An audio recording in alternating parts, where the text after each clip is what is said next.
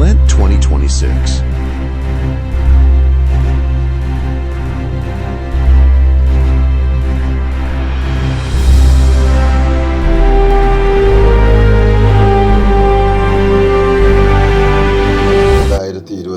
വലിയ നോയമ്പിൻ്റെ ഈ അവസാന നാളുകളിലേക്ക് നമ്മൾ കടക്കുമ്പോൾ ഈശോയുടെ കുരിശുമരണവും ഈശോ കുരിശു വഹിച്ച് കൊണ്ട് നടക്കുന്ന യാത്രകളും കല്ലുകളും നിറഞ്ഞ വഴിയിലൂടെ ഈശോ മുന്നോട്ട് നീങ്ങുമ്പോൾ ഈശോയെ പടയാളികൾ അതിക്രൂരമായിട്ട് മർദ്ദിക്കുന്നതാണ് നമുക്ക് കാണുവാൻ സാധിക്കുക.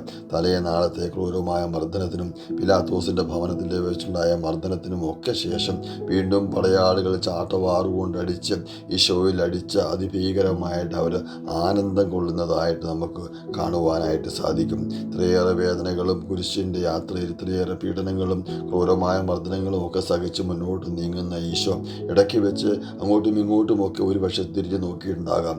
അറിയാവുന്നവരുണ്ടോ, സഹായിക്കാൻ ആരെങ്കിലും ഉണ്ടോ എന്നൊക്കെ ഈശോ നോക്കിയിട്ടുണ്ടാകാം. പക്ഷേ ആരെയും അവിടെ കാണുവാൻ ഉണ്ടായിരുന്നില്ല. കൂടെ ഉണ്ടായിരുന്നവരെല്ലാം ഓടി ഒളിച്ച സന്ദർഭങ്ങൾ, നിമിഷങ്ങളൊക്കെ ആയിരുന്നല്ലോ അത്.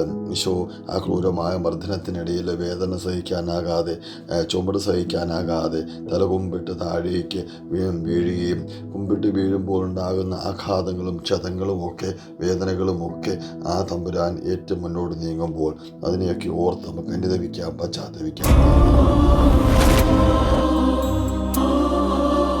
This is Sweet and Bitter Spiritual Program. Join with us and share to your friends.